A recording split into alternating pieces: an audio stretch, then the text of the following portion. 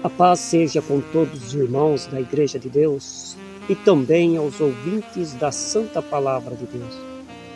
Vamos dar continuidade em nosso estudo de hoje, trazendo como título o Evangelho do Reino.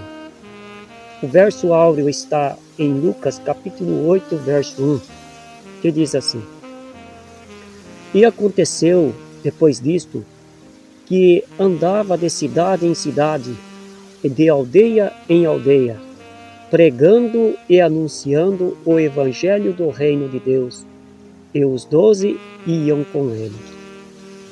O objetivo é fortalecer o princípio de que o Evangelho está vinculado às promessas de Deus feitas a Abraão, quando lhe anunciou fazê-lo herdeiro do mundo, no seu reino, por Jesus Cristo, o testador de uma nova aliança. Hebreus capítulo 9, verso 16.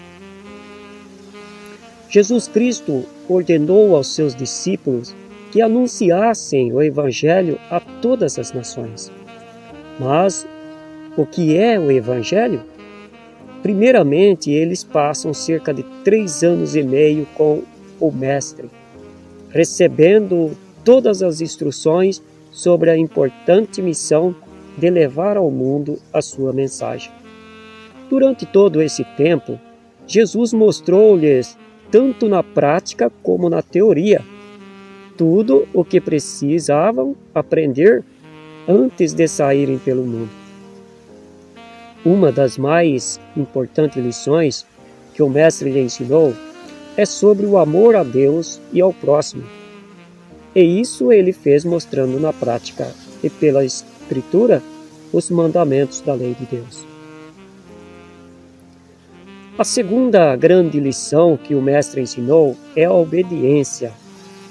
Através da obediência ao seu chamado, eles tornaram-se discípulos ou aprendizes, e com isso aprenderam a verdade que os libertou para sempre de todo o engano e dos falsos ensinos que se fundamentam na ciência e tradições dos homens.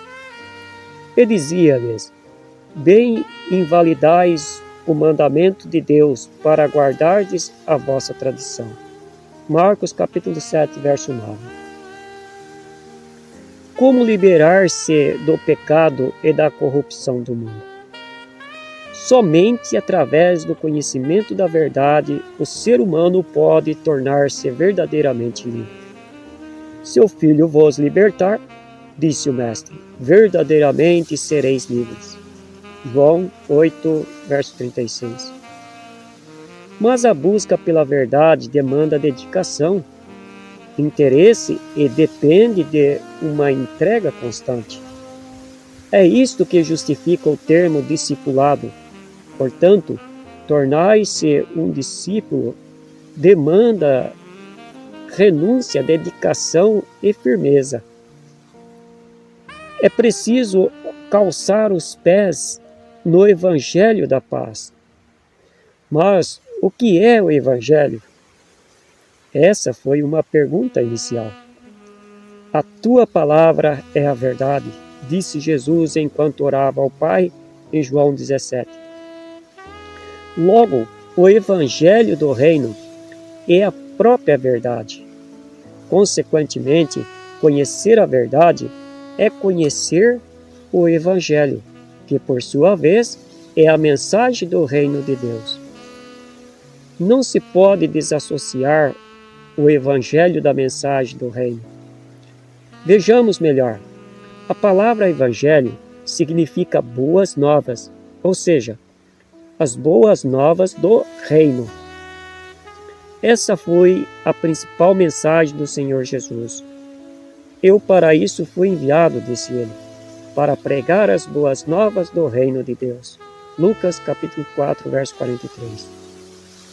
A da Igreja, consequentemente, é levar ao mundo o conhecimento da verdadeira mensagem, as boas novas do Reino, e dizendo: o tempo está cumprido, e o Reino de Deus está próximo.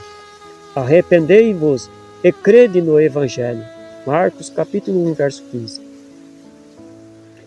Que vínculo sacerdotal há entre o Evangelho e Melquisedeque? Partindo do princípio de que o Evangelho foi anunciado primeiramente ao patriarca Abraão, como disse Paulo em Gálatas capítulo 3, verso 8, a sua mensagem não pode ser desvinculada do sacerdócio regente daquele tempo, e nem da lei de Deus, em vigor naquele sacerdote. Desde a criação do mundo, esta é a mensagem do reino de Deus que Jesus veio anunciar. Lucas capítulo 22, verso 29 diz assim: E eu vos destino o reino como meu Pai no destinou. Em que a Igreja de Deus se apoia para defender sua fé? A mensagem da Igreja de Deus gira em torno do princípio de que ela foi edificada sobre o alicerce dos apóstolos e dos profetas, e tem Jesus Cristo como a pedra da esquina. O alicerce da fé vem desde o princípio pelos profetas, e por fim, os apóstolos, e Jesus está bem no centro.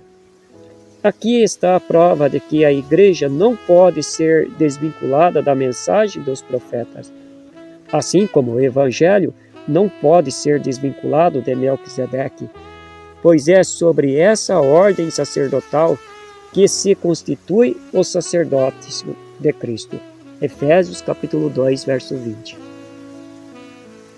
Enfim, tudo veio do princípio para se cumprir em Cristo. Por isso, ele é também chamado de o Cordeiro que foi morto desde a fundação do mundo. Ele é o Cordeiro de Deus que tira o pecado do mundo. João 3,17. Conclusão. Não foi por acaso que, quando Abraão foi impedido pelo anjo de decepar a cabeça de Isaque, apareceu-lhe um cordeiro. Ali estava a figura daquele que havia de vir para banir para sempre o pecado. Tirando-se o pecado do mundo, consequentemente, a maldição que está sobre a face de toda a terra será extinta. E a morte também já não será necessária, pois tudo se fará novo. A terra se fará nova como era ao princípio, e o reino de Deus está restabelecido como quando foi criado. E o que estava sentado sobre o trono disse: Eis que faço nova todas as coisas. Apocalipse capítulo 21, verso 5. Que Deus nos ajude, nos abençoe, em nome de Jesus. Amém.